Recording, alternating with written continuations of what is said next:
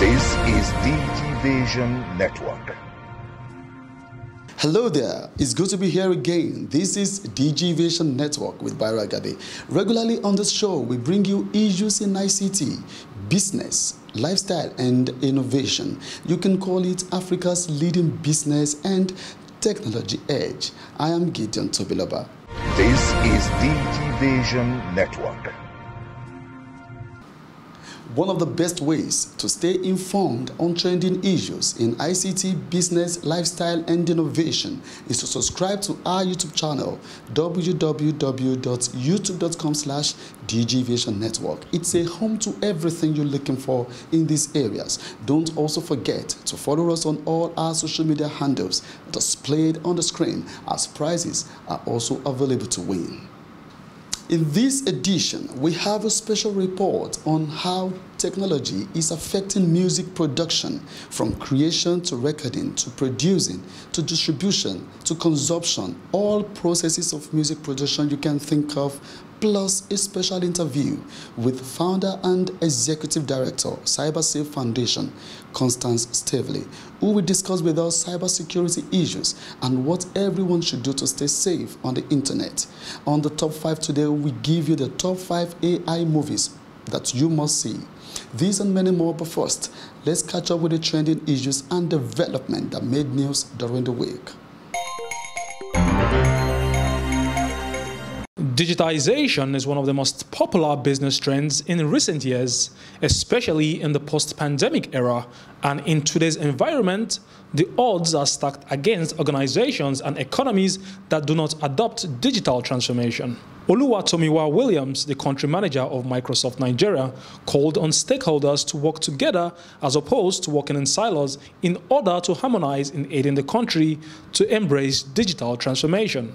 She made this known at the annual African Tech Alliance Forum held in Lagos recently, with the theme embracing change and digital transformation in the new normal. Oluwatomiwa also said Nigerians have the potential to drive digital transformation of the economy, but needs the right policies. We have the potential in this country.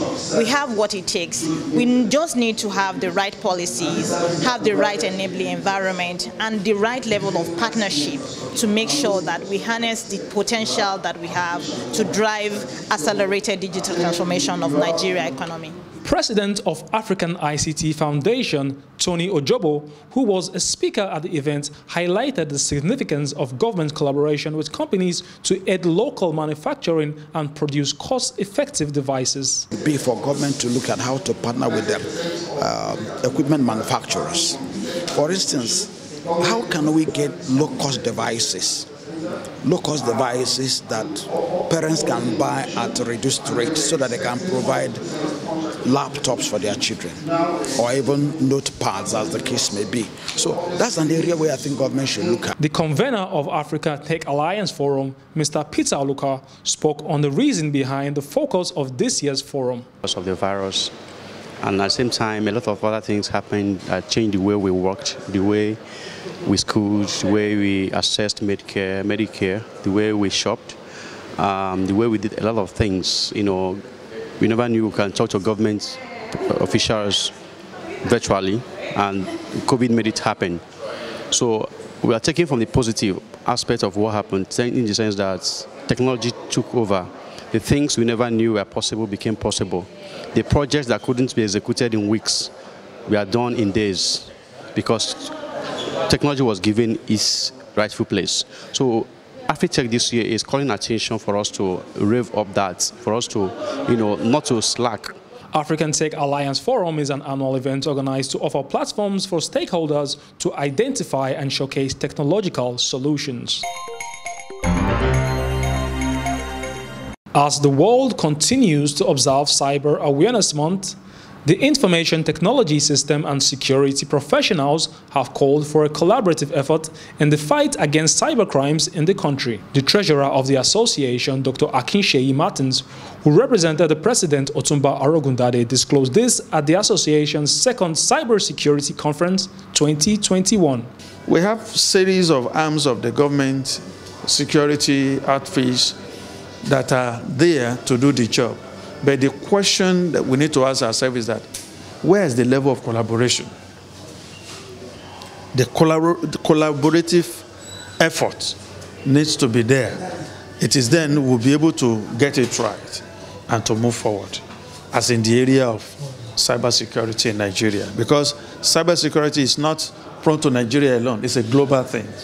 And let me tell you, we are missing so much, even from the level of our children that are coming.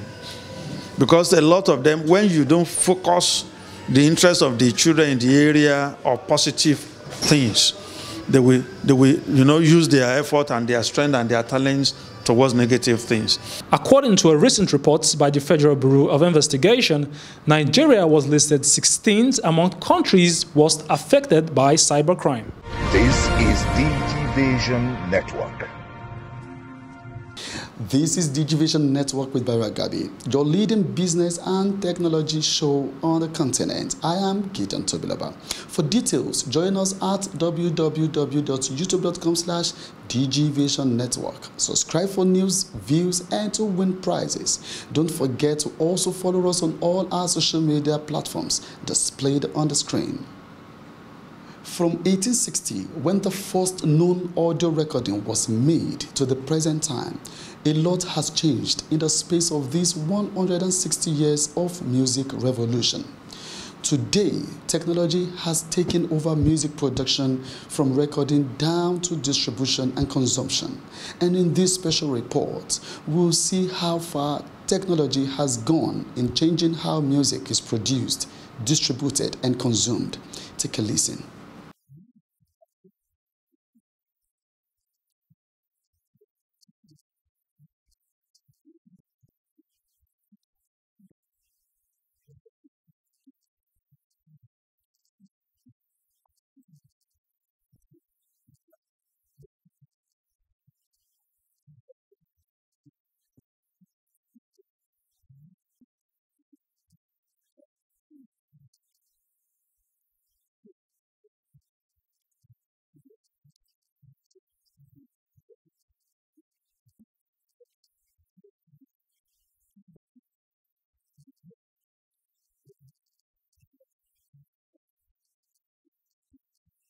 The time before mine, we had analog recordings. It was strictly analog recordings. They played it live. There was no opportunity to retake, But in my own time, say 2000, because I got into the industry in 2005, we started mixing. I met producers like from the very first person that made my very first hit track, Ekoile featuring Jasmine Olof. Jasmine Olof is Ekoile featuring Daria Talade and Sasha. OJB Jezreel was the very first producer I worked with. He made use of the digital workstations then. I think he made use of Cubase and Fruity Loops, and pretty much it was that simple. We still kept it less of auto-tune, but the auto-tune these days is is on the high side, but it wasn't like that back in the days. I'm going to look at the gadgets part, the innovation of virtual instruments, okay, and plugins, DAWs, that's digital audio workstations, that's music production software, new ones that can actually perform wonders that a lot of live musicians don't even don't even know that kind of magic can actually be pulled by a little digital audio workstation.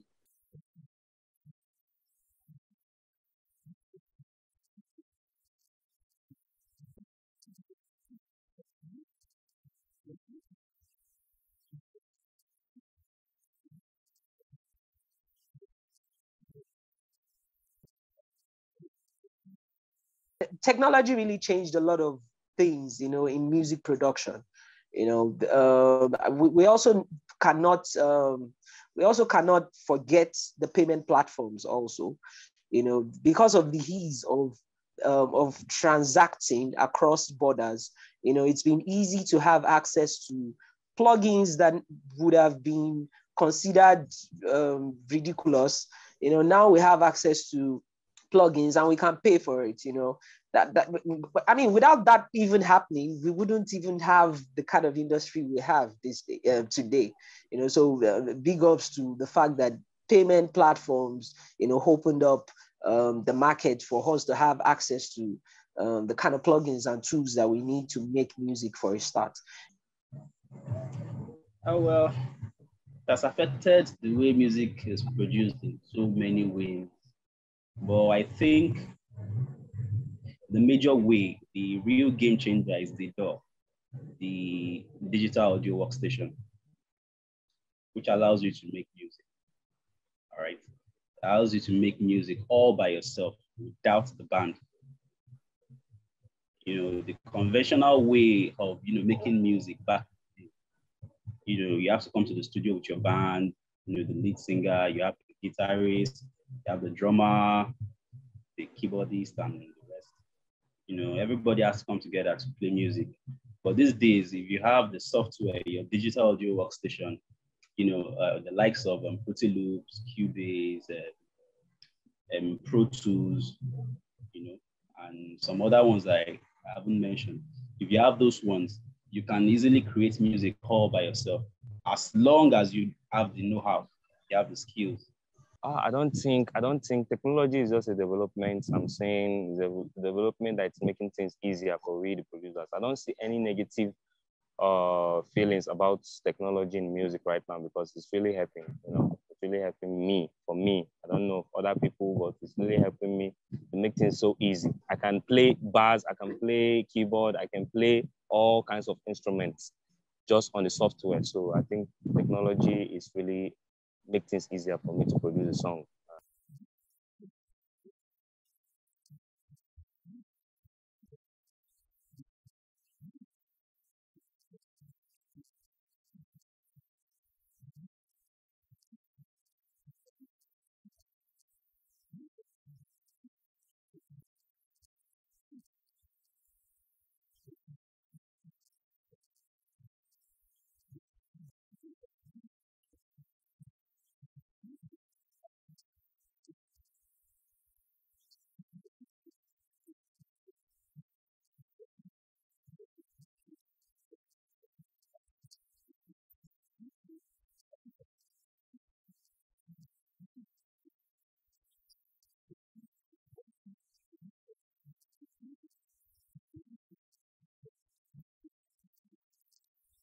Look at what technology did to Alaba international market. Those days, we used to take our CD to Alaba to sell, to look for a market. I want to sell. But now, because of technology, now we have all these digital stores that are ready to buy your song and market your song. These days, independent artists, they are earning money. Yes, you are your own label, you are your own boss. You make your music right from your bedroom, you promote it right from your bedroom, you sell it right from your bedroom, you cash out right from your bedroom. If you want to release your song for free download, you can do that willingly. And you want people to stream your song online, or you want them to download it for a certain amount of money, you can do that also. It's now a choice. So it's not like the old days when you take your CD to Alaba and you intend to sell it. At the end, they pirate it. You understand? You don't make money. But now it's like a choice, because basically what you need to work on is getting the fan base. You understand? If you have enough fans, give or take, say 1,000 loyal fans, you can make good sales online.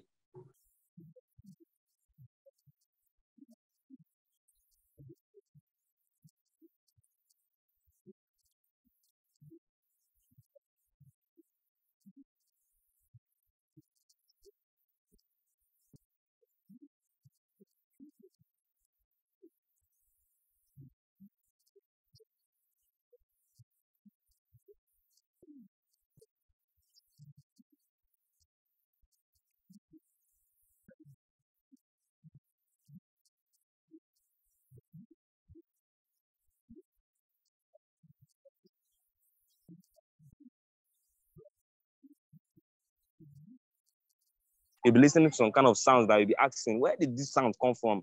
This sound is made through technology, like the Nexus, Omnisphere, all those plugins, they have sounds that, man, you can't find it anywhere. But technology brought those sounds. And at the end of the day, when we the producers, use those sounds, we create dynamic things that the world is going to be, wow, like technology is taking over. So I think in the next 5 years to come, technology is going to take over. These plugins, I'm telling you, is going to take over.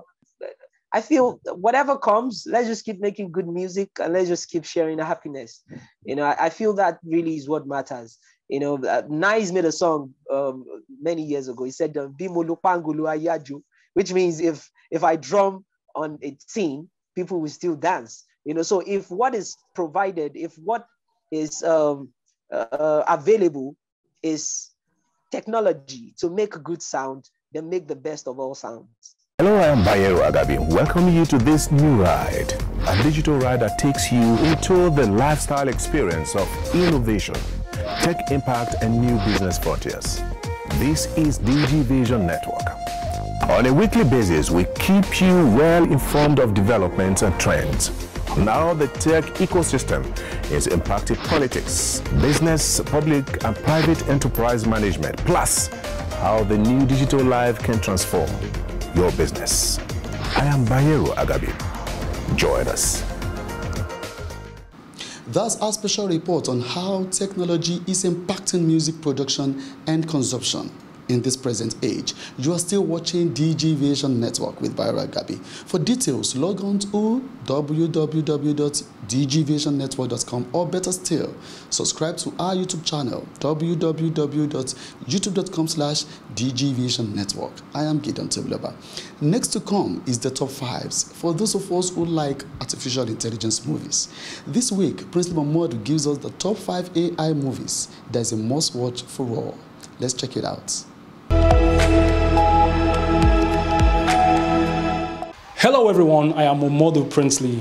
Today's top 5 is going to be about arts meeting technology as I bring to you the top 5 movies about artificial intelligence. Alright, let's get straight to it.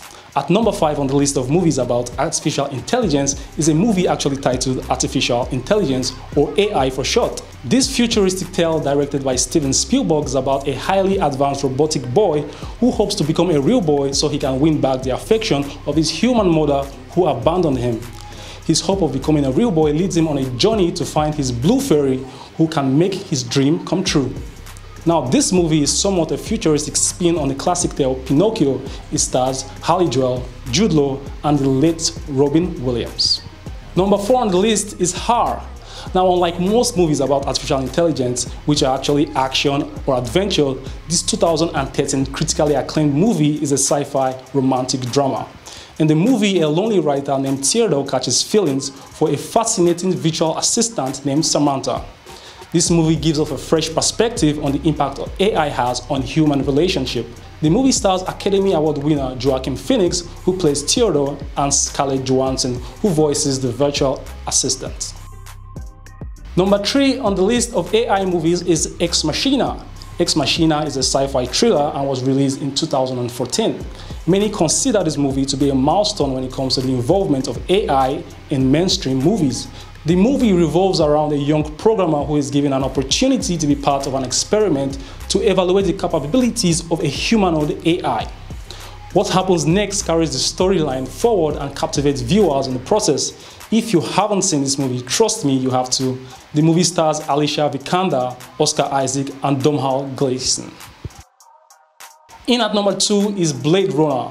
This 1982 cult classic takes place in a dystopian metropolis where bio-engineered replicas of humans powered by AI lives amongst real humans, and the only distinction between them is that they only live for 4 years. The movie features Hollywood icon Harrison Ford as the main protagonist, and it is directed by Ridley Scott.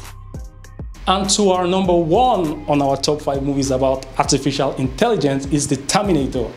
The Terminator is one of the most popular movies when it comes to illustrating the negative side of the technology.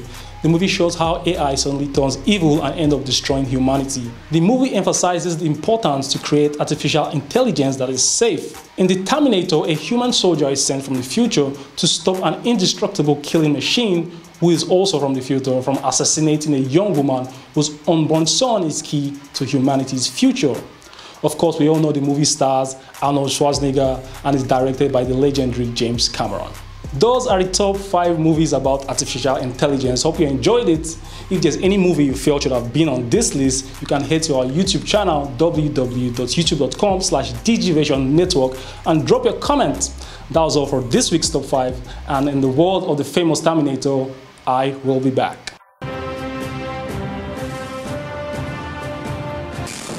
This is AIT Infotech Network, reaching you from Freetown in Sierra Leone, Accra, the Ghanaian capital, Addis Ababa in Ethiopia, Johannesburg in South Africa. We are in Cairo in Egypt, Tunis, the Tunisian capital, Cape Town in South Africa, reaching you from Dubai, Hanover in Germany, live from Chicago, Las Vegas in the United States of America, Kuala Lumpur in Malaysia. We are in Beijing, China, in London. We are still in October, which is the Cyber Awareness Month, and on this show, DigiVision Network, we promised to focus on issues that surround cybersecurity more throughout the month. And on the guest of the week, we have the founder and executive director, CyberSafe Foundation, Constance Stavely, who will discuss with us cybersecurity issues and what everyone should do to stay safe on the internet. Welcome to the show, Constance. Thank you so much. All right, so without wasting time, let's get down to it. Cybersecurity is a recurring issue these days, as awareness is also increasing as well. In your own opinion, what do you think the government can do to ensure a safer cyberspace for all? One of the key things government can do is create policies that drive the right behavior, policies and frameworks that drive the right behavior, begin to organize stakeholders around the key issues in cyber safety. I think there's been a good head start with that. I mean, we've had the cybersecurity strategy launched by the president himself, which is a good sign. That strategy basically, charts a roadmap for the next 5 years of what Nigeria should do in a bid to enhance the cyber safety, and of course rally stakeholders around the mutual goal. So yes, that's been very remarkable as well. But we still need to do a lot of work around the laws, for example, around the laws around data protection as well.